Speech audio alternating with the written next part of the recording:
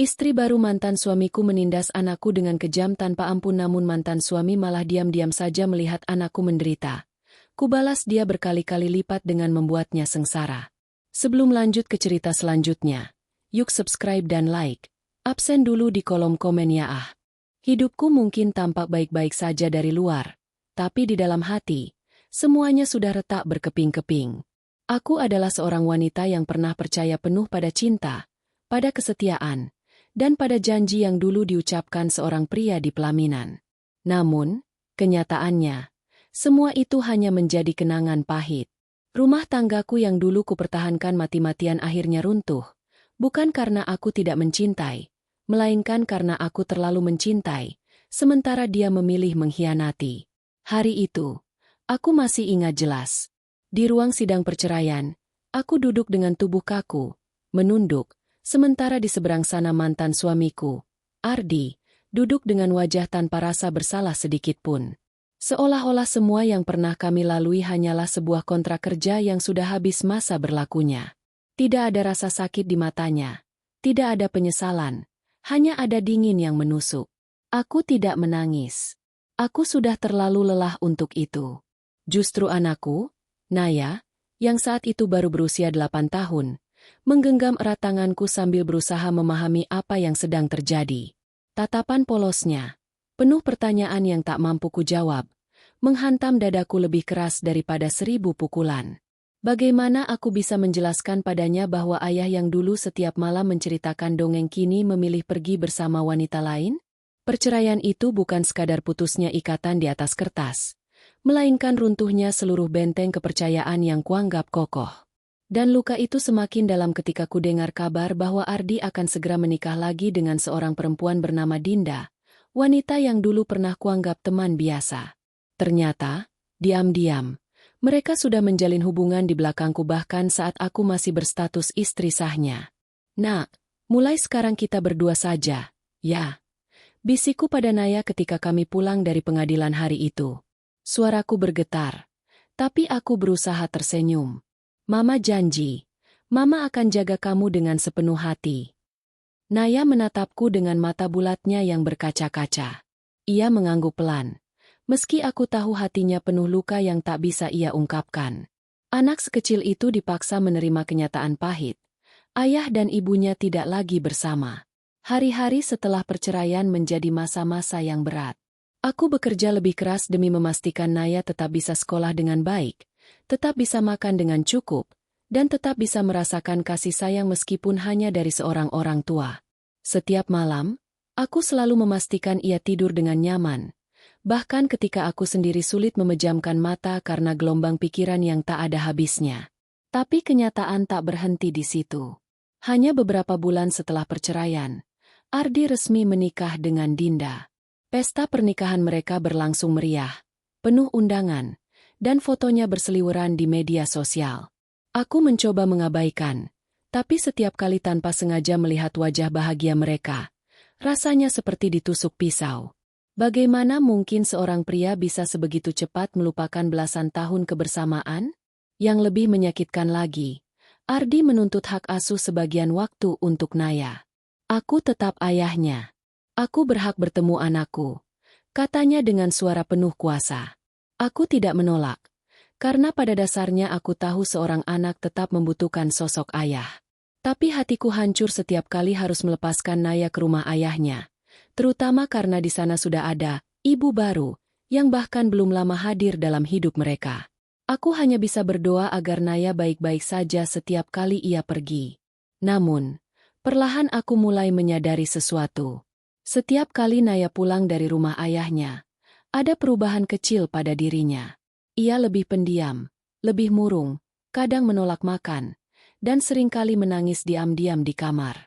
Pernah suatu malam, aku mendengar isaknya. "Mama, aku nggak mau ke rumah ayah lagi," ucapnya lirih sambil menutupi wajah dengan bantal. Aku terkejut. "Kenapa, sayang? Ayah marah sama kamu?" Naya menggeleng cepat. "Bukan ayah, tapi..." Ia terdiam, menunduk, seakan takut melanjutkan kata-katanya. Hatiku bergetar. Ada sesuatu yang disembunyikan anakku. Tapi aku tak ingin memaksanya malam itu. Aku hanya memeluknya erat, berharap ia merasa aman dalam dekapanku. Di saat-saat itulah aku sadar, luka akibat perceraian ini tidak hanya aku yang menanggung, tapi juga anakku. Dan mungkin, luka di hatinya jauh lebih dalam karena ia harus merasakan kehilangan sekaligus perlakuan yang tak semestinya dari orang yang seharusnya menjadi pengganti diriku. Aku menatap wajah polos Naya yang sudah tertidur dalam pelukanku. Air mataku menetes tanpa bisa kutahan.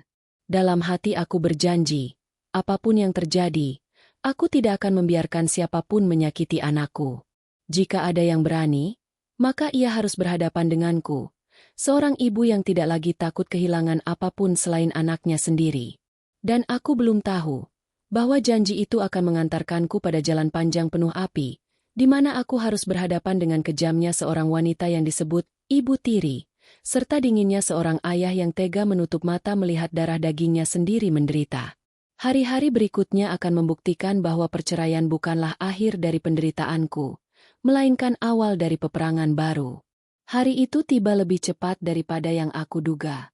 Hari di mana aku harus rela melepas Naya untuk pertama kalinya menginap di rumah ayahnya setelah perceraian. Semalaman aku tidak bisa tidur. Hanya gelisah memandangi wajah anakku yang begitu damai dalam tidurnya. Pagi harinya, aku menyiapkan baju terbaik untuknya, merapikan rambutnya, bahkan memasukkan mainan kecil kesayangannya ke dalam tas. Naya harus kuat. Ya, sayang. Mama selalu ada di sini, ucapku sambil merapikan kerah bajunya. Naya mengangguk pelan, meski jelas sekali ia tidak bersemangat.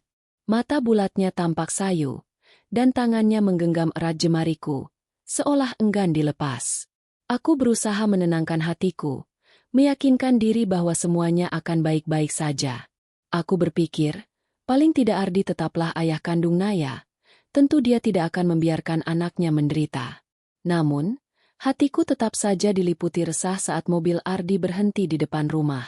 Ia turun dengan wajah santai, mengenakan kemeja rapi. Senyumnya mengembang ketika melihat Naya, tapi tatapan dinginnya padaku seperti biasa menusuk. "Ayo, Naya, ayah sudah tunggu," katanya singkat. Naya menoleh ke arahku, matanya berkaca-kaca. "Mama ikut?" tanyanya dengan suara lirih. Aku mengelus rambutnya. "Kali ini Naya sama ayah dulu, ya. Mama tunggu di rumah. Jangan takut. Mama selalu sayang Naya." Dengan berat hati, aku melepas genggamannya. Hatiku seperti teriris saat melihat tubuh mungil itu melangkah ke mobil, lalu duduk di samping ayahnya. Mobil pun melaju pergi, meninggalkan aku yang berdiri sendirian dengan dada sesak. Di rumah Ardi, Naya mengalami pertemuan yang akan mengubah hidupnya. Begitu masuk ke dalam, ia disambut oleh seorang wanita cantik dengan pakaian modis, senyum manis, dan suara lembut. Wanita itu tidak lain adalah Dinda, istri baru ayahnya. "Halo, Naya. Akhirnya kita ketemu juga." Dinda berjongkok agar sejajar dengan tinggi tubuh Naya. Ia tersenyum manis, meski tatapan matanya terasa berbeda. Ada sesuatu yang dingin, licik, tersembunyi di balik wajah ramah itu. Naya menunduk, tidak tahu harus berkata apa. Iya, jawabnya pelan. "Panggil aku Mama Dinda, ya?" ucap wanita itu dengan nada lembut, namun terdengar seperti perintah yang tidak bisa ditolak. Ardi tersenyum puas, seolah yakin bahwa istrinya akan bisa menjadi ibu pengganti yang baik. "Nah, Naya, lihat, ibu barumu ramah, kan? Mulai sekarang, kalau di sini, kamu harus hormat sama Mama Dinda, ya?" Naya hanya mengangguk pelan. Hari pertama itu mungkin terlihat biasa di mata Ardi. Dinda memasak makan malam sederhana. Mereka duduk bertiga di meja makan, dan obrolan mengalir seadanya. Tapi begitu Ardi sibuk menerima telepon dan meninggalkan meja, wajah Dinda berubah. Senyum manisnya menghilang, berganti tatapan tajam yang membuat Naya merinding. "Kamu dengar baik-baik, ya, anak kecil," bisiknya dengan suara rendah namun penuh ancaman. "Di rumah ini, aku yang jadi ratu. Kamu harus patuh sama aku. Kalau kamu bikin aku marah, jangan harap kamu bisa pulang dengan senang." Naya membeku. Sendok di tangannya bergetar. Air matanya hampir tumpah. Tapi ia tidak berani berkata apapun. Begitu Ardi kembali, Dinda kembali memasang wajah manis. "Sayang, makanannya enak enggak?" Tanyanya pada Ardi dengan penuh kasih sayang, seolah tak ada yang terjadi. Naya hanya bisa diam, menahan perasaan takut yang mulai menggerogoti hatinya. Malam harinya, Naya ditempatkan di kamar kecil di lantai atas. Kamarnya cukup rapi, tapi terasa asing dan dingin. Saat Ardi sudah tertidur, Dinda masuk ke kamar Naya dengan wajah yang jauh berbeda dari sebelumnya. "Kamu jangan pernah coba-coba ngadu ke ayahmu tentang aku. Kalau kamu berani, aku pastikan hidupmu di sini nggak akan tenang," ancamnya. Naya ketakutan. Ia hanya bisa mengangguk cepat, menahan tangis. Keesokan harinya, ketika Ardi berangkat kerja, Naya benar-benar merasakan wajah asli Dinda. Wanita itu tidak segan-segan memerintah Naya membersihkan rumah, meski usianya masih terlalu kecil. Saat Naya salah atau lambat, Dinda menjewer telinganya, bahkan mendorongnya hingga hampir jatuh. "Kamu ini anak malas. Makanya pantas ditinggal ayahmu kalau cuma bisa nangis." Kata-kata itu menampar batin Naya lebih keras daripada jeweran di telinganya. Hari itu menjadi awal penderitaan yang tidak pernah ia bayangkan. Beberapa hari kemudian, saat Ardi mengantar Naya pulang ke rumahku, aku langsung menyadari perubahan dalam diri anakku. Wajahnya tampak pucat, matanya sembab, dan tubuhnya lebih kurus.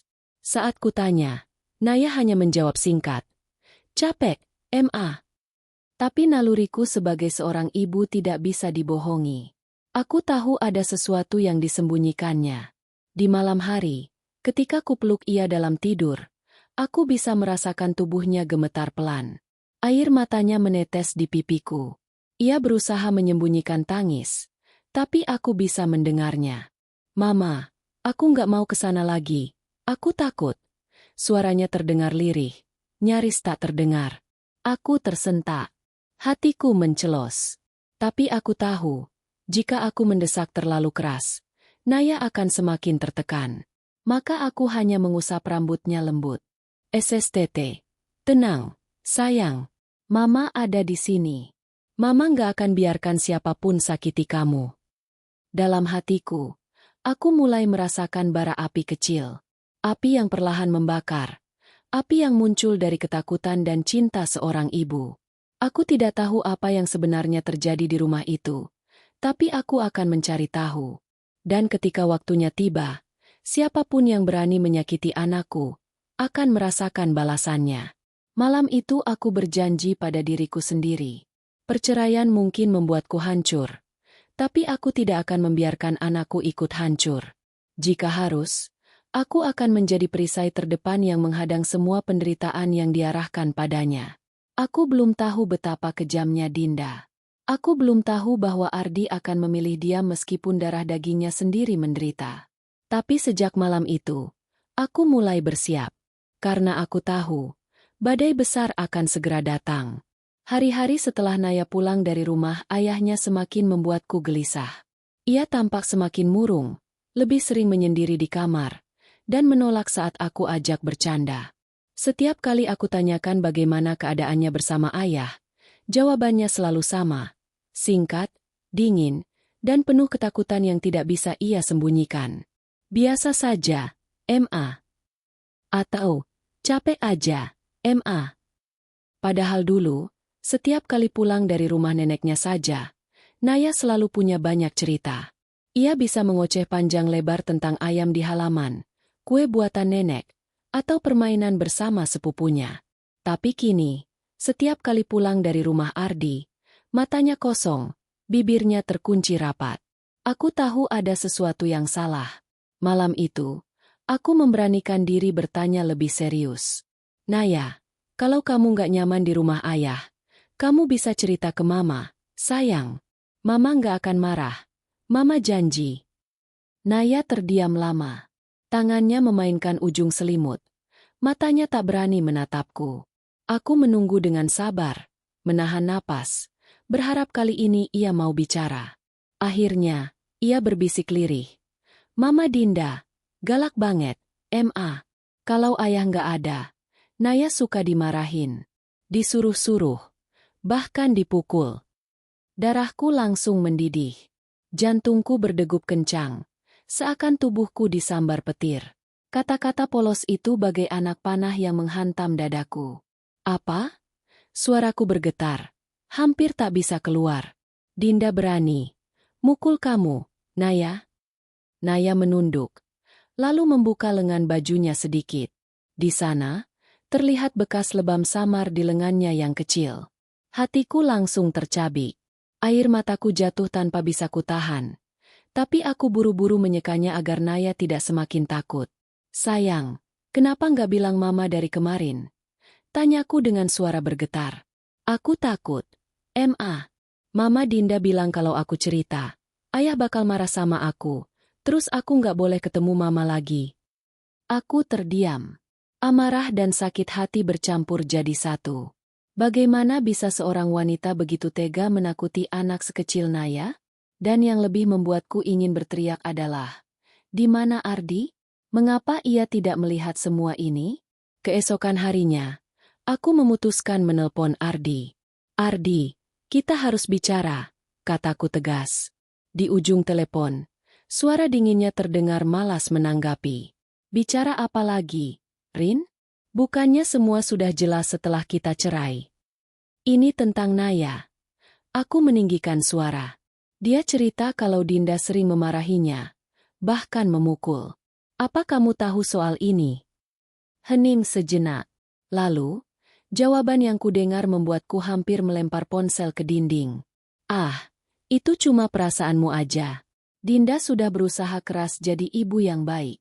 Kalau Naya nggak nurut atau nakal, ya wajar dong kalau dimarahi. Jangan lebay. Lebay? Suaraku naik. Mataku panas oleh air mata yang tertahan. Anakmu sendiri dipukul. Ardi, kamu bisa bilang aku lebay? Apa kamu sudah buta? Rin, dengar ya. Suaranya terdengar kesal. Aku ini capek kerja, pulang pengin tenang. Kalau kamu terus-terusan cari masalah sama istriku, aku bisa ambil langkah hukum. Jangan ngajari Naya buat benci sama ibunya sekarang. Ibu? Aku hampir menjerit. Dia itu bukan ibu. Dia cuma perempuan asing yang kamu bawa masuk rumah. Lalu kamu biarkan menyiksa anak kita. Ardi tidak menjawab. Yang terdengar hanya bunyi tututut tanda sambungan telepon diputus sepihak. Aku terdiam, menggenggam ponsel erat-erat sambil gemetar. Nafasku berat, dadaku sesak. Di saat itulah aku sadar, Ardi bukan hanya tidak peduli, tapi juga memilih diam. Ia menutup mata, menutup telinga, seolah penderitaan Naya tidak pernah ada. Hari-hari berikutnya, penderitaan Naya semakin nyata. Ia mulai sering demam, sering sakit perut. Bahkan gurunya di sekolah mulai menanyakan kenapa ia tampak murung. Aku hanya bisa memberikan alasan sederhana. Padahal dalam hatiku ingin sekali berteriak pada dunia bahwa anakku sedang ditindas. Aku mencoba sekali lagi menemui Ardi langsung. Di sebuah kafe, kami bertemu. Ardi datang dengan wajah lelah, namun tetap membawa aura dingin yang membuatku muak. Ardi, aku nggak mau berdebat soal masa lalu kita. Aku cuma minta satu hal, lindungi anakmu sendiri, kataku tanpa basa-basi. Ardi mendesah panjang. Rin, aku tahu kamu masih sakit hati karena aku nikah lagi. Tapi jangan lampiaskan itu dengan menjelek-jelekan Dinda. Dia istri aku sekarang, dan dia juga ibu Naya. Aku mengepalkan tangan di bawah meja. Istri kamu boleh dia, tapi ibu Naya cuma aku. Jangan samakan. Ardi, dia menyiksa anak kita. Apa kamu nggak lihat bekas lebam di tubuh Naya? Ardi terdiam sejenak, lalu menatapku tajam. Kalau ada lebam, mungkin Naya jatuh atau apa. Anak kecil kan suka main. Jangan suzon dulu. Hatiku benar-benar hancur mendengar itu. Jadi begini caranya dia membela istrinya sekarang? Membiarkan darah dagingnya sendiri menderita. Hanya demi menjaga wajah cantik seorang perempuan baru? Aku menatapnya dengan mata penuh air. Ardi, kamu bukan hanya kehilangan aku sebagai istri. Kalau kamu terus begini, kamu juga akan kehilangan Naya sebagai anakmu. Karena suatu hari nanti, dia akan sadar siapa yang benar-benar melindunginya, dan siapa yang membiarkannya terluka.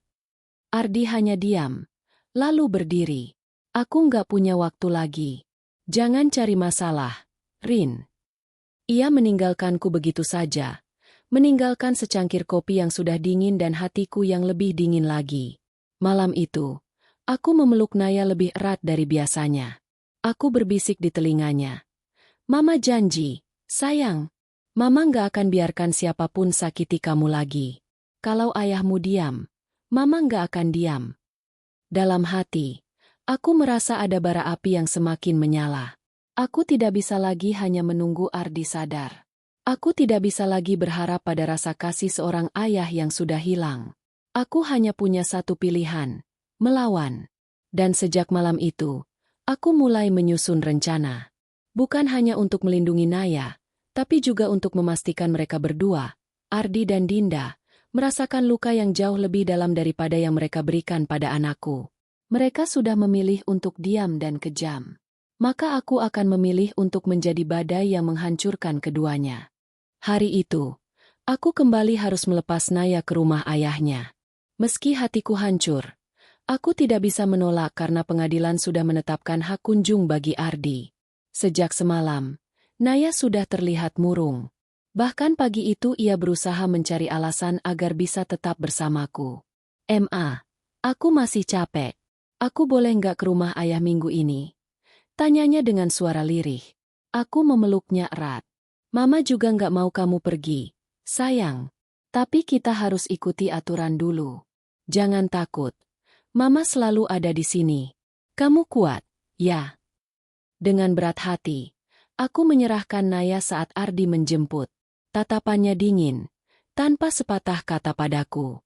Di kursi belakang, wajah Naya pucat, seolah tubuh mungilnya tahu akan memasuki sebuah rumah yang bukan rumah baginya. Setibanya di rumah Ardi, sambutan hangat palsu kembali diperlihatkan Dinda. Wanita itu tersenyum manis di depan suaminya, bahkan memeluk Naya seolah sayang. Sayangku datang juga. Mama Dinda kangen banget sama kamu. Ucapnya dengan nada lembut yang dibuat-buat. Ardi tersenyum puas. Lihat, dia perhatian banget sama kamu. Naya, jangan dingin-dingin gitu ke Mama Dinda. Ya. Naya hanya mengangguk pelan, meski hatinya berteriak ingin lari. Begitu Ardi pamit pergi ke kantor, topeng ramah itu langsung runtuh. Senyum manis Dinda berubah menjadi seringai dingin. Tatapan matanya menusuk, membuat bulu kuduk Naya meremang. Dengar sini, anak kecil. Mulai hari ini, kamu harus nurut sama aku. Kalau tidak, jangan salahkan aku kalau kamu kelaparan atau tidur di luar. Bisiknya dengan suara tajam. Hari-hari berikutnya berubah jadi teror bagi Naya. Pagi itu, ia dipaksa bangun lebih awal dari biasanya. Cepat bangun. Kamu pikir rumah ini hotel? Bentak Dinda sambil menarik paksa selimutnya. Naya terlonjak kaget. Tubuhnya masih lelah. Tapi ia buru-buru turun dari ranjang. Tanpa diberi sarapan, ia disuruh menyapu halaman, mengepel lantai, bahkan mencuci piring kotor yang menumpuk di dapur. Tangannya kecil, tenaganya terbatas. Saat sebuah piring licin terlepas dari genggamannya dan jatuh pecah, wajah Dinda memerah penuh amarah. Dasar anak ceroboh. Bentaknya. Tangannya melayang, menjewer telinga Naya keras-keras hingga gadis kecil itu menjerit kesakitan. Maaf, aku nggak sengaja. Naya menangis, tapi tangisan itu justru membuat Dinda semakin kesal. Diam. Jangan ceng. Kamu kira tangisanmu bisa bikin aku kasihan? Dengan kasar, ia menyeret Naya ke kamar mandi dan menyuruhnya jongkok di lantai dingin selama berjam-jam. Siang harinya, saat Naya lapar dan berusaha mengambil roti dari meja makan, Dinda memergokinya. Siapa yang kasih kamu izin makan? Hah? Aku. Lapar. Jawab Naya terbata-bata. Berani-beraninya kamu makan tanpa seizin aku. Dinda mendorong tubuh kecil itu hingga terjatuh. Roti yang hampir digenggam Naya direbut paksa dan dilempar ke tempat sampah. Kalau lapar, tunggu sampai aku kasih makan. Jangan sok-sokan jadi majikan di rumah ini.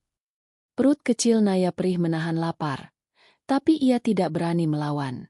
Ia hanya menunduk, menahan tangis, hingga tubuhnya gemetar. Sore hari, saat Ardi pulang, semuanya berubah. Dinda kembali memasang wajah manisnya.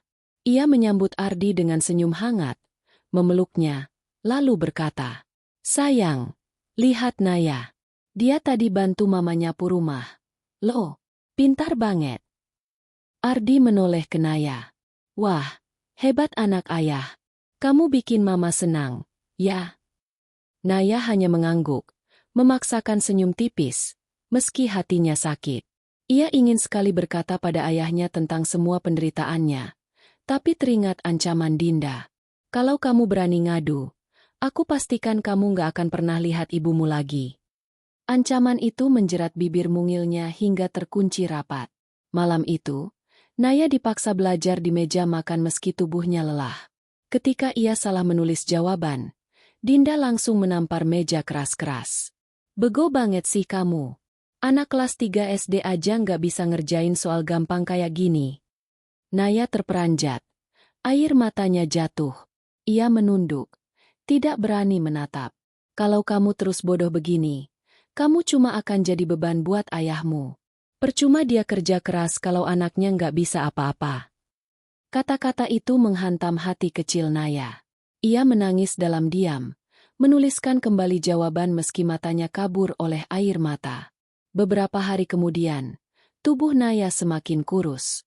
Saat pulang ke rumahku, aku nyaris tidak mengenali anakku sendiri. Wajahnya pucat, ada memar di lengannya, dan matanya merah. "Naya, siapa yang bikin ini?" tanyaku panik sambil memegang lengannya. Naya terdiam, menunduk. "Aku jatuh, Ma," jawabnya lirih. Tapi aku tahu ia berbohong. Aku bisa membaca sorot matanya yang ketakutan. Hatiku teriris. Ingin sekali aku mendatangi rumah Ardi dan berteriak di depan Dinda. Tapi aku menahan diri. Aku tahu, aku butuh bukti. Jika aku menyerang tanpa bukti, mereka akan balik menuduhku. Namun dalam hati, aku mulai menyusun rencana. Aku akan mencari cara untuk membuka kedok Dinda. Aku akan tunjukkan pada dunia siapa dia sebenarnya.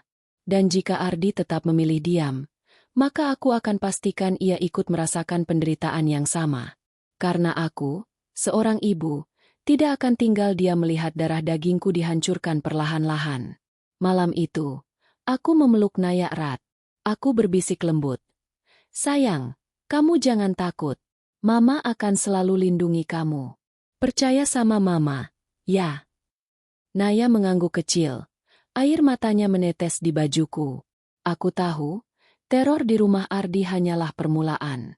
Akan ada lebih banyak luka, lebih banyak air mata. Tapi aku juga tahu, semakin mereka menyakiti anakku, semakin besar kekuatan dalam diriku untuk melawan. Dan aku berjanji, mereka akan membayar. Hari itu, langit sore mendung seakan ikut menanggung beban hatiku. Aku berdiri di depan pintu, menunggu Ardi mengantar Naya pulang. Jantungku berdetak lebih cepat dari biasanya. Firasatku berkata ada sesuatu yang buruk. Dan benar saja, ketika mobil Ardi berhenti, aku langsung melihat wajah anakku dari balik kaca jendela. Pucat, lelah, dan matanya sembab seolah habis menangis. "Naya, masuk dulu. Mama tunggu di luar." Ucapku menahan amarah yang membuncah saat melihat Ardi keluar dari mobil dengan wajah santai. "Jangan lupa jadwal minggu depan, Rin," katanya singkat. Lalu pergi begitu saja, tanpa peduli pada wajah anaknya yang tampak hancur. Aku memeluk Naya erat-erat. Tubuh mungil itu terasa gemetar. Kupandangi matanya. Ada sesuatu yang ditahan, sesuatu yang begitu berat untuk seorang anak berusia 8 tahun. "Naya, ada apa? Sayang, kamu kenapa?" tanyaku pelan. Awalnya, ia hanya menggeleng, berusaha menahan tangis. Tapi ketika aku menyentuh lengannya, tubuhku membeku. Di sana, ada bekas biru keunguan, jelas sekali bekas cubitan keras. Hatiku seperti ditusuk ribuan pisau. Air mataku langsung mengalir. Astaga! Naya, siapa yang melakukan ini? Naya terisak. Lalu akhirnya pecah. Ia menangis keras. Tubuhnya jatuh ke pelukanku. Mama, sakit. Ma, aku nggak kuat lagi. Isaknya. Aku mengguncang bahunya lembut. Katakan sama Mama. Sayang. Jangan takut. Mama janji nggak akan marah sama kamu. Tangisnya pecah makin deras. Dengan suara terbata-bata, ia menceritakan semuanya. Bagaimana Dinda memaksanya bekerja. Bagaimana ia sering dipukul jika salah sedikit. Bagaimana ia dibiarkan lapar. Bahkan bagaimana Dinda mengancam akan memutuskan hubungannya denganku jika ia berani mengadu. Dia bilang aku anak nakal. Dia bilang aku bikin ayah malu. Dia bilang aku nggak pantas punya mama kayak mama. Ucap Naya sambil terisak. Darahku mendidih. Aku ingin sekali berlari ke rumah Ardi saat itu juga, menyeret Dinda keluar, dan menamparnya di depan semua orang. Tapi aku tahu, sebagai seorang ibu, aku tidak boleh gegabah. Aku harus berpikir panjang. Aku mengusap air mata Naya dengan lembut. Dengar ya. Sayang, kamu bukan anak nakal. Kamu anak baik. Anak yang paling Mama sayang. Jangan pernah percaya kata-kata itu. Mama percaya sama kamu. Mama janji. Mulai sekarang Mama nggak akan biarkan kamu sendirian lagi.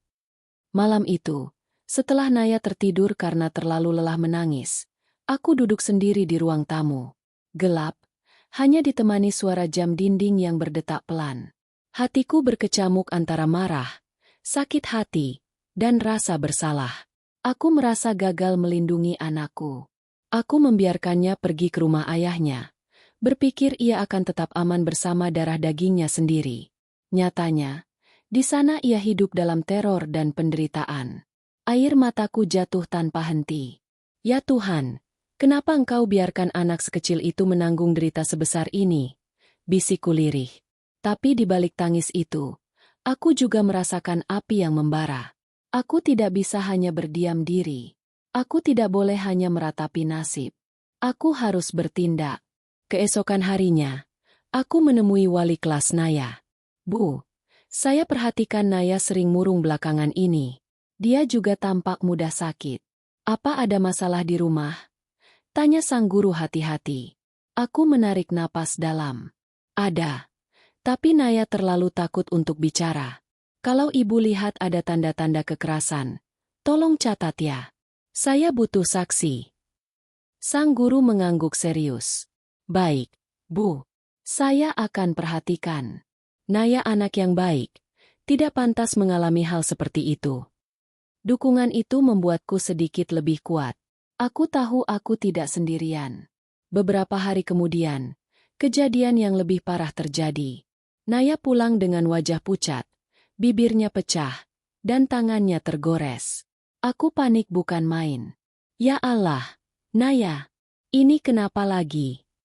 Anakku menangis, tubuhnya gemetar.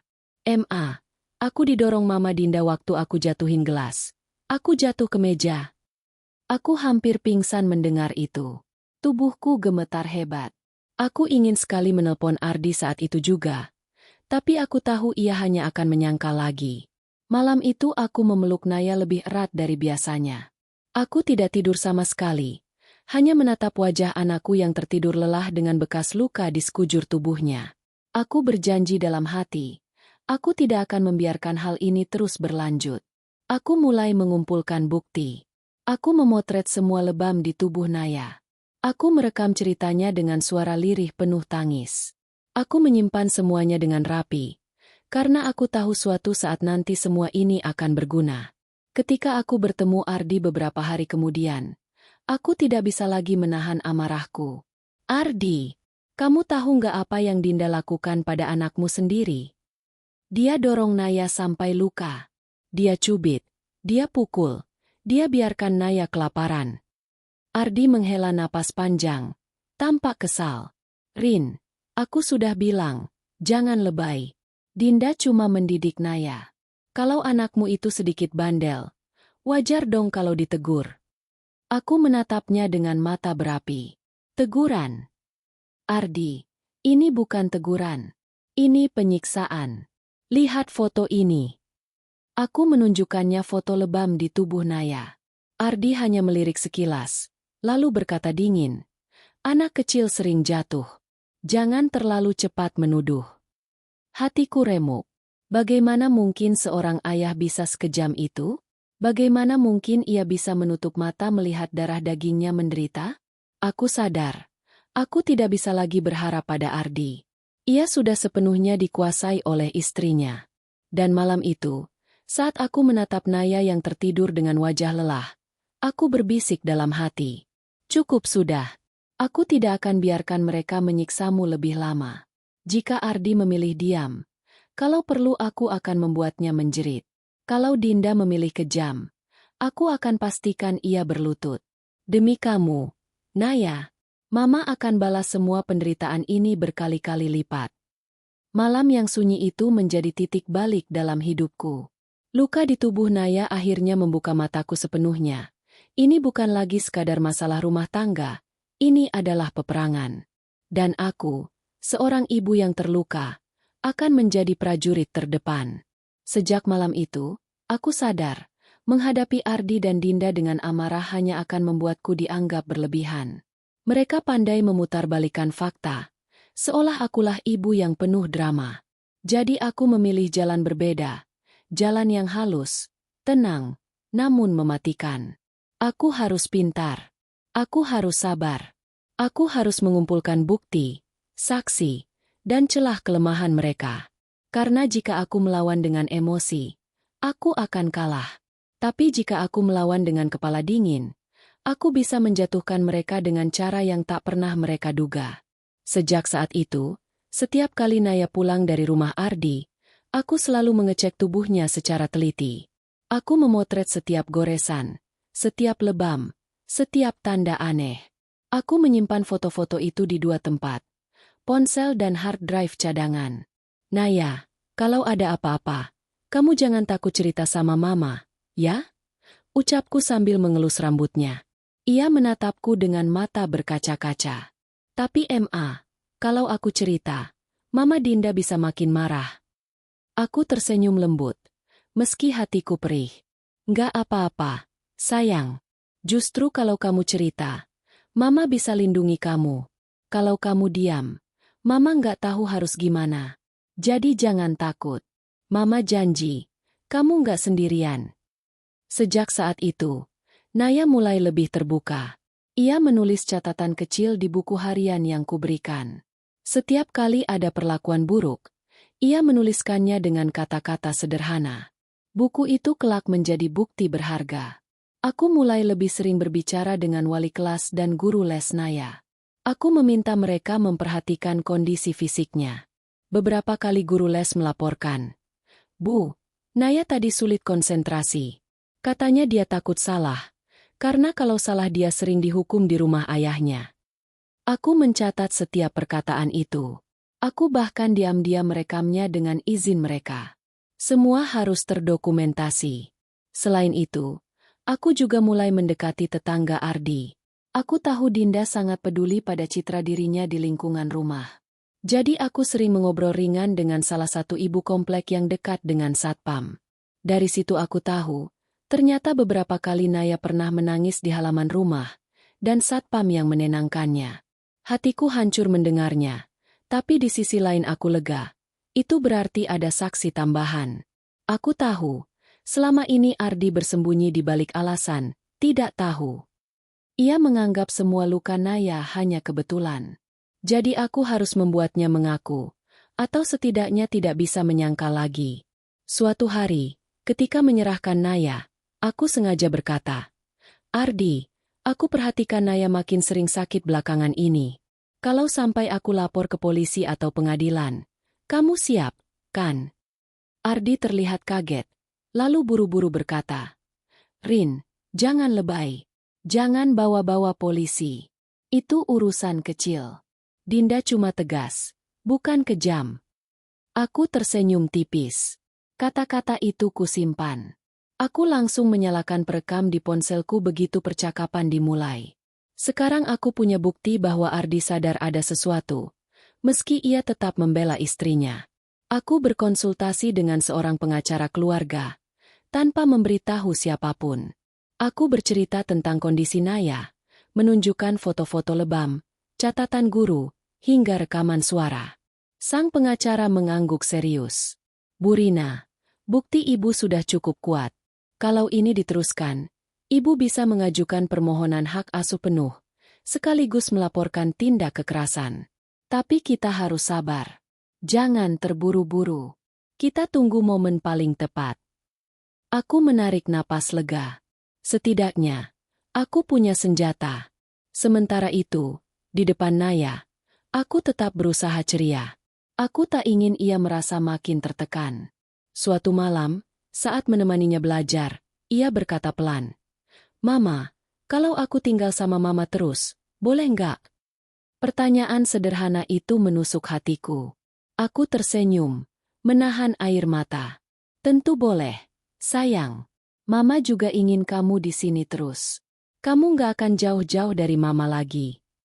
Naya tersenyum, wajahnya sedikit berbinar. Tapi aku tahu, luka di dalam hatinya belum sepenuhnya sembuh. Dinda sendiri tampaknya tidak menyadari gerak-geriku. Ia masih bersikap angkuh setiap kali kami bertemu. Pernah suatu kali, ketika aku datang menjemput Naya lebih awal, Dinda menatapku sinis. "Bu Rina, tolong deh. Anak ibu itu manja banget. Susah diatur. Kalau sama saya biasakan disiplin. Kalau nggak gitu, nanti dia tumbuh jadi anak lemah."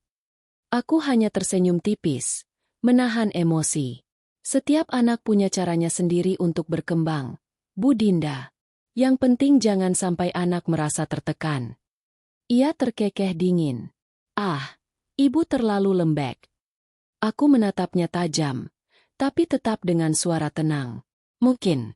Tapi kelembekan itu yang membuat anak saya masih bisa tersenyum, meski disakiti orang lain." Wajah Dinda sempat berubah. Tapi ia cepat-cepat menutupi dengan tawa sinis. Aku tahu kata-kataku menusuknya, dan itu membuatku puas. Malam itu, saat aku memandangi Naya yang sudah tidur, aku tersenyum samar. "Aku tidak akan menyerangmu dengan amarah, Dinda. Aku tidak akan berteriak atau mengemis pada Ardi. Aku akan diam. Aku akan tersenyum. Dan pelan-pelan, aku akan merobohkan tembok yang kalian bangun." Aku mengelus kepala Naya lembut. "Semua demi kamu, sayang. Demi masa depanmu. Mama akan melawan, tapi dengan cara halus. Dan ketika waktunya tiba, mereka akan menyesali setiap air mata yang jatuh dari matamu." Hari-hari berikutnya, aku terus mengumpulkan bukti. Aku terus bersikap manis di depan Ardi, seolah aku tidak tahu apa-apa. Aku bahkan beberapa kali berpura-pura berterima kasih pada Dinda, hanya untuk membuatnya lengah. Mereka tidak tahu, di balik senyumku, ada badai yang sedang kususun.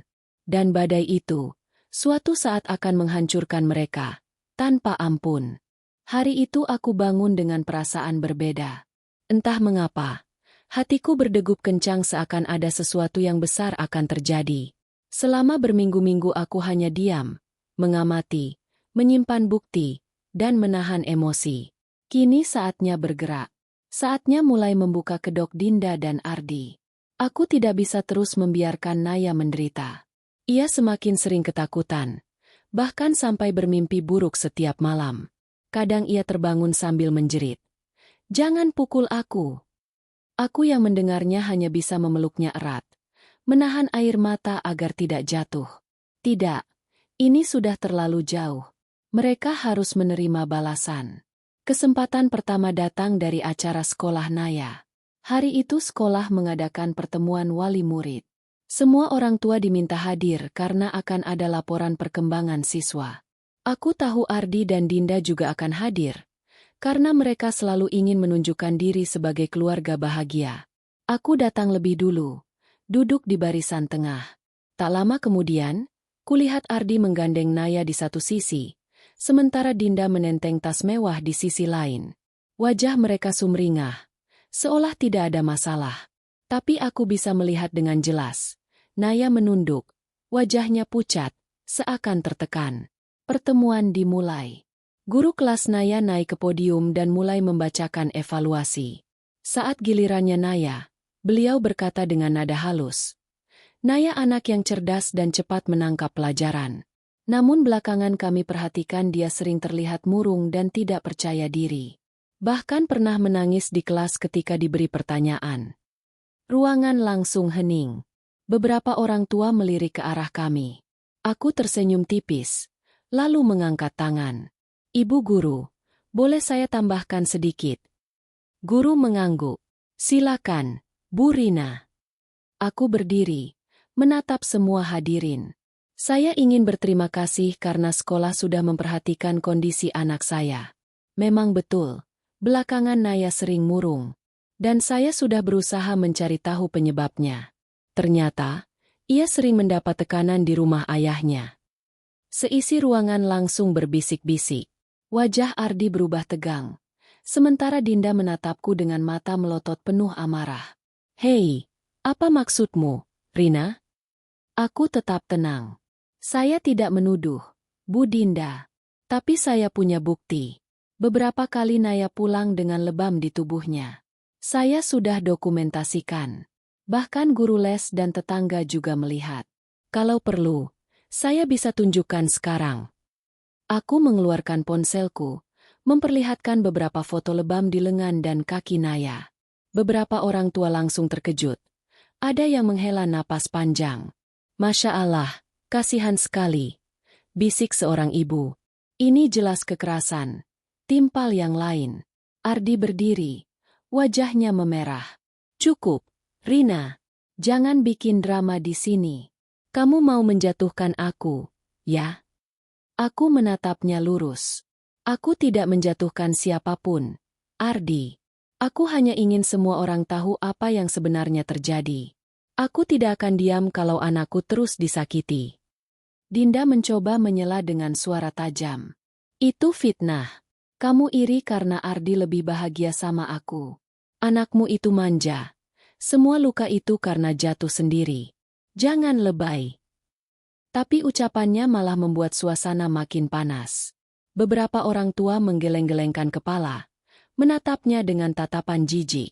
Guru kelas menegaskan, Bu Dinda, kami juga pernah melihat langsung Naya datang ke sekolah dengan lebam.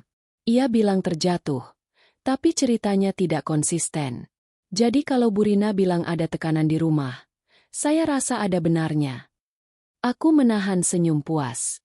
Sedikit demi sedikit, kedok mereka mulai terbuka. Usai pertemuan, beberapa orang tua menghampiriku diam-diam. Bu Rina, sabar ya. Kami percaya ibu.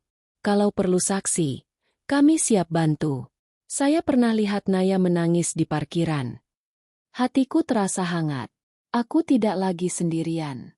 Ardi hanya bisa menatapku dengan wajah geram, sementara Dinda menggenggam lengannya erat, mencoba menahan diri agar tidak meledak di depan umum. Aku tahu mereka malu. Dan itu baru langkah awal.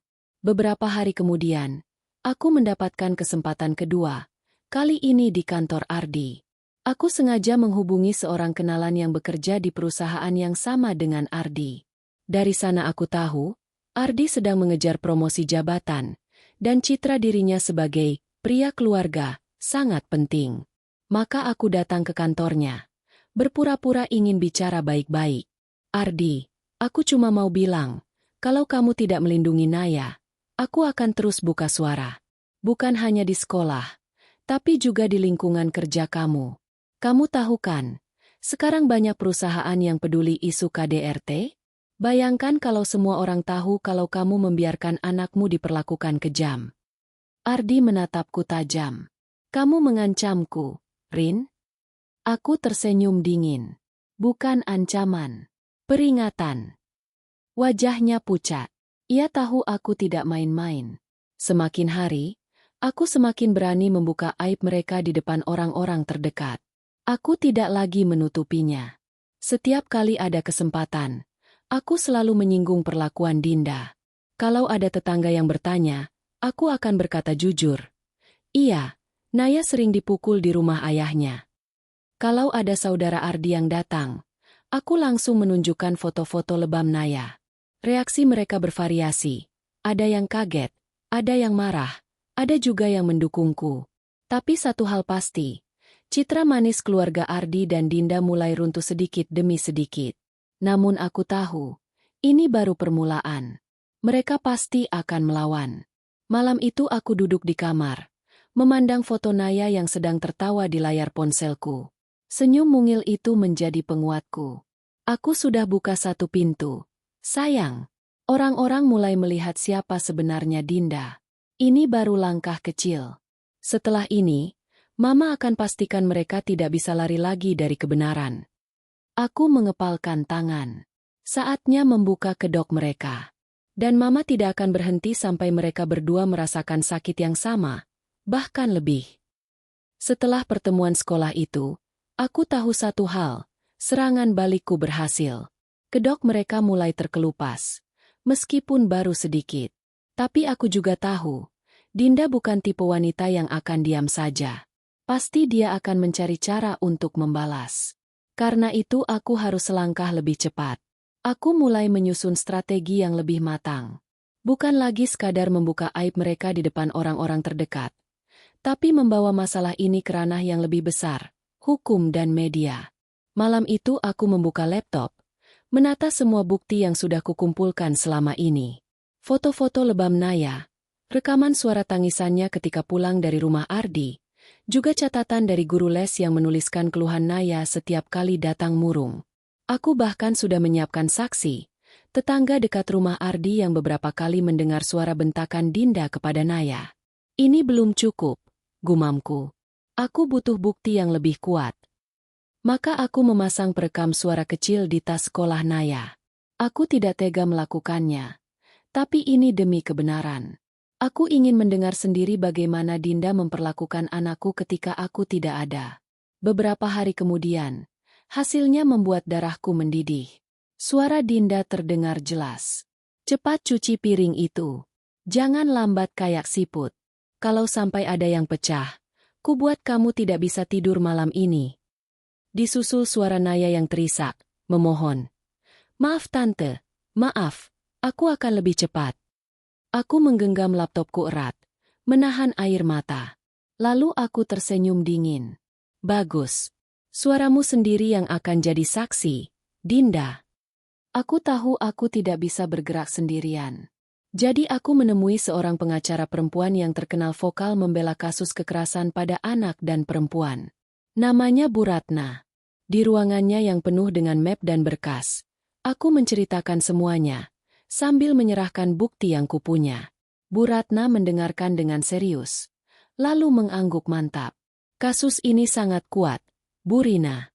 Kita bisa ajukan laporan ke polisi sekaligus ke pengadilan untuk revisi hak asuh. Dengan bukti rekaman, foto, dan saksi, posisi ibu sangat di atas angin. Aku menarik napas panjang, lega sekaligus bersemangat. Saya ingin mereka berdua merasakan akibatnya. Tidak hanya Dinda, tapi juga Ardi yang diam saja melihat anaknya menderita. Tenang, kata Bu Ratna. Kita akan atur strateginya. Tapi ingat, ini bukan sekadar balas dendam. Kita lakukan ini demi keselamatan anak ibu. Aku mengangguk. Dalam hati, aku tahu, ya, demi keselamatan Naya, sekaligus membuat mereka berdua sengsara karena kehilangan semua yang mereka banggakan. Sementara menunggu proses hukum berjalan, aku mulai meluncurkan langkah kedua, media sosial. Aku membuat sebuah akun anonim, lalu mulai menulis kisah tentang seorang anak kecil yang ditindas ibu tirinya dengan kejam, sementara sang ayah hanya diam. Aku tidak menyebut nama, tapi memberi detail yang cukup untuk membuat orang-orang menduga. Tulisan itu viral. Banyak orang marah, banyak pula yang menaruh simpati. Komentar demi komentar membanjiri postinganku. Kasihan banget anaknya. Kalau benar, ayahnya lebih kejam karena diam saja.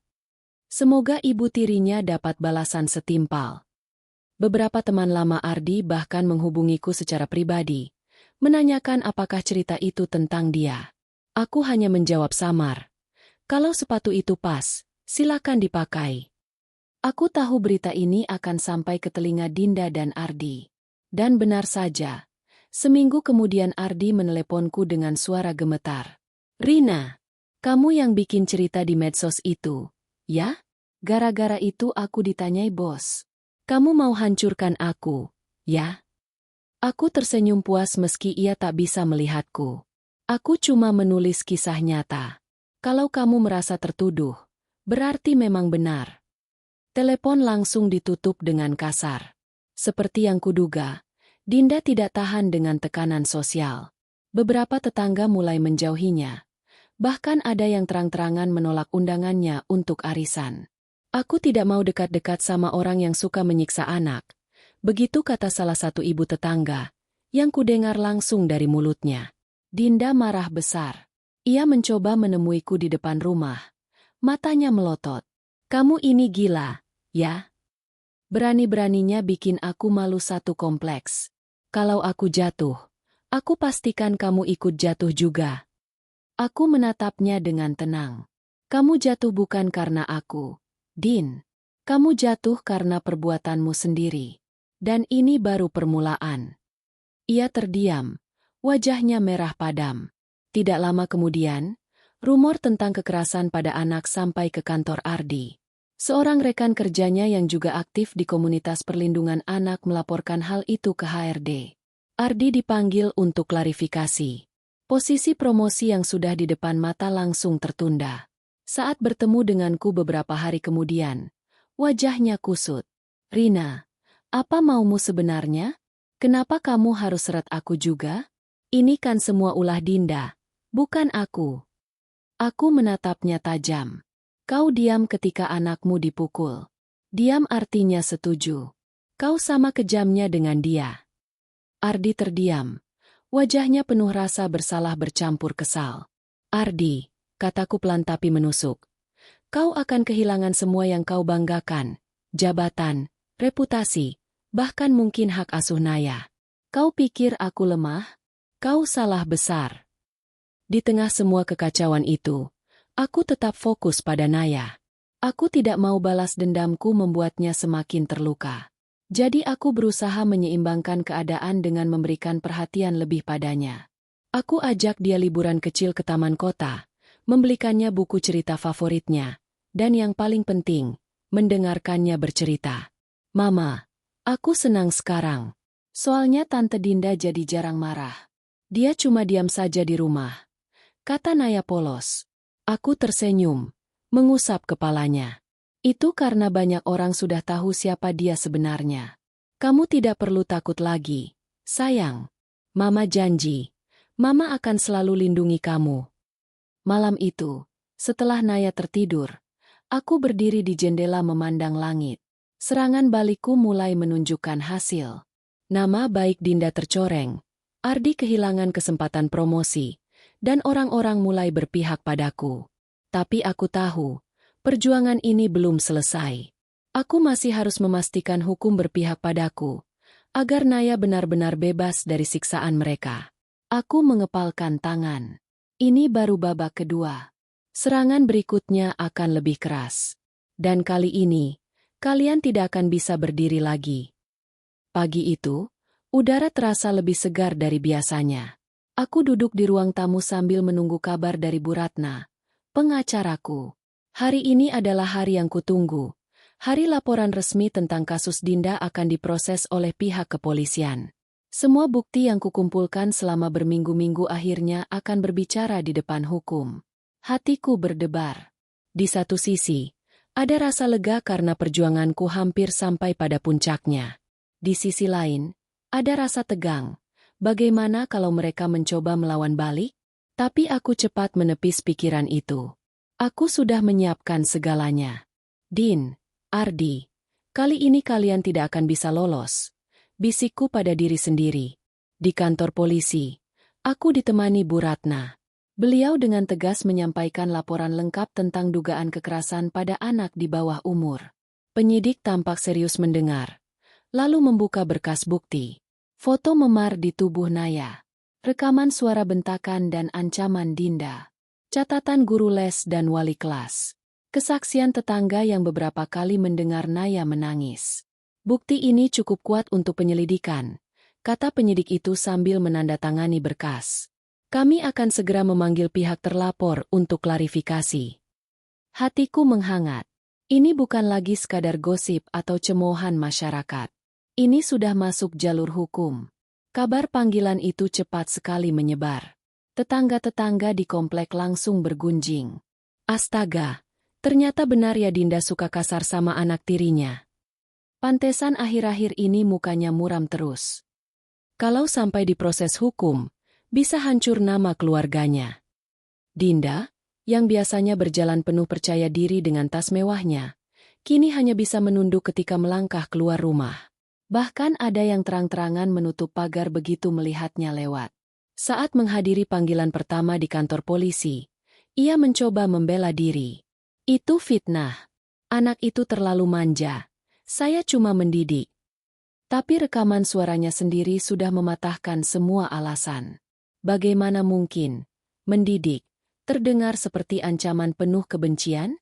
Ardi yang awalnya berusaha menjauh dari kasus ini, akhirnya ikut terseret. Polisi mempertanyakan sikapnya sebagai ayah. Kenapa ia diam ketika anaknya disiksa? Ia hanya bisa menunduk. Suaranya pelan. Saya tidak tahu harus berbuat apa. Ketidakpeduliannya justru menjadi bumerang. Bukan hanya polisi, bahkan pihak sekolah Naya mulai mempertanyakan apakah Ardi masih layak disebut wali murid yang bertanggung jawab. Di kantornya, gosip makin liar. Promosi yang tadinya tertunda, kini resmi dibatalkan. Atasan Ardi merasa reputasi perusahaan bisa tercoreng jika karyawannya terlibat kasus kekerasan keluarga. Ardi pulang dengan wajah kuyu, marah-marah di rumah. Semua ini gara-gara kamu, Din.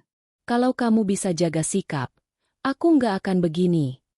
Tapi Dinda pun membalas dengan teriakan.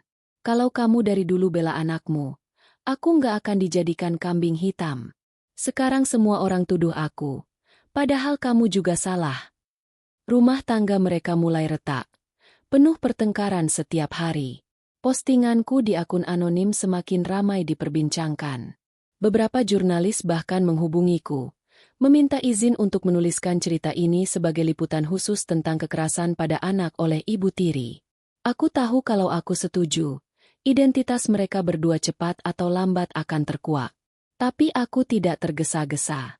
Biarlah mereka merasakan tekanan sosial terlebih dahulu.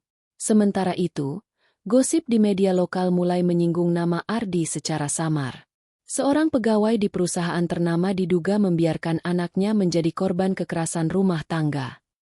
Walau tidak menyebut nama, semua yang kenal Ardi tahu siapa yang dimaksud. Yang paling membuatku lega, kini banyak orang mulai memandang Naya dengan simpati. Guru-guru di sekolahnya lebih perhatian, teman-temannya mulai mendukung.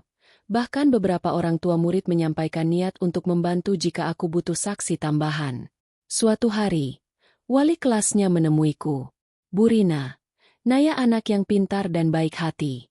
Sayang sekali kalau masa kecilnya rusak karena perlakuan ibu tirinya. Kami semua di sekolah mendukung ibu untuk memperjuangkan keadilan. Aku menahan air mata haru. Dulu Naya hanya anak kecil yang selalu menangis diam-diam. Kini, ia jadi simbol kecil keberanian melawan penindasan. Puncaknya terjadi saat Dinda dipanggil kedua kalinya oleh kepolisian. Kali ini sebagai tersangka potensial. Di luar kantor polisi, wartawan sudah menunggu. Blitz kamera menyambar wajahnya. Bu Dinda, benar Anda tega menyiksa anak tiri Anda sendiri? Apakah benar ada rekaman suara Anda sedang mengancam anak itu? Dinda hanya bisa menutup wajah dengan syal, berlari masuk mobil sambil dikawal Ardi yang terlihat sangat kusut. Berita itu muncul di media lokal malam itu juga. Walau nama disamarkan, foto samar wajah Dinda tetap dikenali banyak orang. Kompleks perumahan tempat mereka tinggal semakin gempar. Undangan arisan, reuni, bahkan acara RT, semua menolak kehadiran mereka. Dinda yang dulu sombong dengan tas mewah kini jadi bahan olokan. Ardi, sementara itu, mendapat surat resmi dari kantornya. Ia diberhentikan sementara waktu sampai kasusnya selesai. Itu artinya, gaji bulanan berhenti. Aku mendengar semua kabar itu sambil duduk di ruang tamu, menyeruput teh hangat. Rasanya, bukan sekadar puas. Ada rasa lega bercampur getir.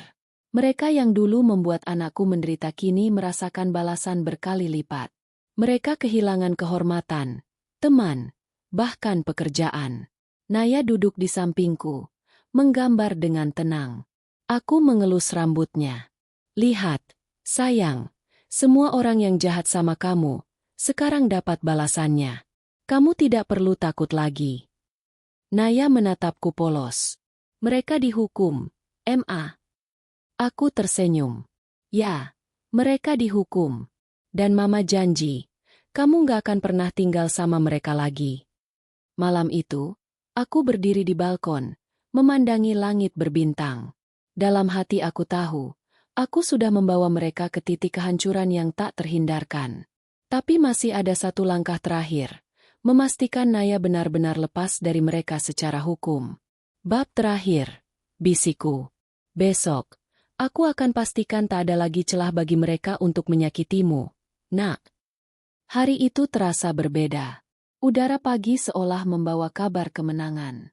Aku terbangun lebih awal, menyiapkan seragam sekolah Naya dengan hati yang tenang. Tidak ada lagi kecemasan apakah ia akan kembali dengan luka atau tangis. Yang ada hanyalah senyuman kecil dari wajah mungilnya, tanda bahwa ia mulai merasakan arti aman. Tapi meski Naya sudah lebih tenang, tugasku belum selesai. Aku harus memastikan, secara hukum, bahwa ia tidak akan pernah kembali ke pelukan Ardi ataupun Dinda. Tidak boleh ada satupun celah yang membuat mereka bisa mendekatinya lagi. Pengadilan keluarga penuh sesak pagi itu. Aku duduk di barisan penggugat bersama Bu Ratna, pengacaraku. Ardi dan Dinda duduk di seberang. Wajah mereka kusut, jauh dari kesombongan yang dulu pernah mereka tunjukkan. Hakim membuka sidang dengan suara tegas. Hari ini kita akan membahas kembali hak asuh anak atas Naya, berdasarkan bukti-bukti baru yang diajukan. Bu Ratna berdiri. Yang mulia, bukti telah jelas menunjukkan bahwa anak klien saya mengalami kekerasan fisik maupun psikis dari pihak ibu tiri, serta adanya pembiaran dari pihak ayah kandung. Oleh karena itu, kami memohon agar hak asuh sepenuhnya jatuh ke tangan ibu kandung, demi keselamatan dan masa depan anak. Hakim mengangguk. Silakan pihak tergugat memberikan tanggapan. Ardi mencoba bicara. Suaranya bergetar. Yang mulia, saya mengakui ada kesalahan. Tapi saya tetap ayah kandung Naya. Saya berjanji akan lebih bertanggung jawab. Dinda, yang duduk di sampingnya, berusaha menyela. Itu semua fitnah. Saya tidak pernah menyiksa anak itu. Semua hanya rekayasa mantan istrinya karena dendam. Hakim mengetukkan palu. Cukup. Kami tidak butuh drama di sini. Kami hanya melihat bukti dan fakta. Bu Ratna dengan tenang menyerahkan bukti. Foto memar, rekaman suara ancaman, catatan dokter, kesaksian guru dan tetangga. Semua lengkap. Hakim memeriksa satu persatu. Raut wajahnya semakin serius. Pihak tergugat. Bagaimana kalian menjelaskan rekaman suara ini? Suara Anda sendiri terdengar jelas, Bu Dinda. Wajah Dinda memerah. Ia menunduk tanpa mampu menjawab. Ardi mencoba meraih tangannya, tapi ia malah menepis dengan kasar. Suasana ruang sidang hening. Hanya terdengar bisikan kecil dari pengunjung. Semua mata tertuju pada pasangan yang kini tampak hancur itu. Setelah melalui perdebatan singkat, hakim mengetukkan palunya. Berdasarkan bukti yang tidak terbantahkan, pengadilan memutuskan bahwa hak asuh anak bernama Naya sepenuhnya jatuh kepada ibu kandung, Rina. Pihak ayah tidak diberikan hak asuh maupun hak kunjungan, mengingat pembiaran yang dilakukan atas tindakan kekerasan. Pengadilan juga meminta pihak kepolisian melanjutkan proses pidana terkait dugaan penganiayaan oleh Dinda. Detik itu, hatiku seolah terlepas dari beban yang selama ini menghimpit. Aku memeluk Naya yang duduk di sampingku, meneteskan air mata bahagia. Mulai sekarang, kamu sepenuhnya sama Mama, sayang. Tidak ada yang bisa ambil kamu lagi. Bisikku sambil mencium keningnya. Di luar sidang, wartawan sudah menunggu. Kamera mengarah pada Dinda yang berusaha menutupi wajahnya. Bu Dinda, bagaimana tanggapan Anda atas keputusan hakim? Apakah benar Anda akan ditetapkan sebagai tersangka? Ia hanya bisa berlari masuk ke mobil, menangis histeris. Ardi tak kalah malangnya. Statusnya sebagai ayah gagal mempertahankan hak asuh anak membuat reputasinya makin runtuh. Teman-teman kantornya menjauh. Tetangga memandang rendah. Ia menjadi pria yang kehilangan pekerjaan, reputasi, bahkan keluarganya sendiri. Aku mendengar kabar beberapa minggu kemudian. Rumah tangganya dengan Dinda semakin berantakan. Pertengkaran tak henti, ekonomi hancur, hingga akhirnya Dinda kabur membawa barang-barang berharga. Ardi ditinggalkan sendirian, tanpa istri, tanpa anak, tanpa pekerjaan. Aku hanya tersenyum getir mendengarnya. Hidup memang selalu membalas dengan cara yang tak terduga. Kini hari-hariku bersama Naya jauh lebih tenang. Kami pindah ke rumah baru, lebih sederhana tapi penuh kehangatan. Dindingnya kami hiasi dengan foto-foto liburan, lukisan kecil karya Naya, dan tanaman hijau di sudut-sudut ruangan. Setiap pagi, aku menyiapkan sarapan sederhana, roti panggang, telur, dan susu hangat. Naya akan duduk di meja makan, bercerita panjang lebar tentang mimpinya semalam atau rencana bermain dengan teman-temannya. Tidak ada lagi ketakutan dalam suaranya. Tidak ada lagi tangis yang ia sembunyikan. Hanya tawa kecil yang tulus. Suatu malam, ia menatapku dengan mata berbinar. "Mama, aku sekarang bahagia. Aku nggak takut lagi." Air mataku menetes tanpa bisa kutahan. Aku memeluknya erat. "Itu semua yang Mama mau. Nak, melihat kamu bahagia." Perjuangan panjang ini memberiku banyak pelajaran. Aku belajar bahwa sebagai seorang ibu, aku harus berdiri paling depan ketika anakku disakiti. Aku belajar bahwa diam hanya akan membuat orang jahat semakin berkuasa. Dan aku belajar bahwa keadilan memang bisa lambat, tapi ia akan datang pada waktunya. Aku menatap Naya yang tertidur pulas malam itu. Di wajahnya tidak ada lagi bayang-bayang luka masa lalu. Hanya kedamaian seorang anak kecil yang akhirnya mendapatkan rumah sejati. Dalam hati, aku berjanji, mulai sekarang, hidup kita hanya akan dipenuhi cinta. Orang-orang yang pernah menyakiti kita sudah mendapatkan balasannya. Kini giliran kita membangun masa depan baru, tanpa rasa takut. Aku mematikan lampu kamar, tersenyum sambil berbisik. "Selamat tidur, Naya. Hari esok milik kita."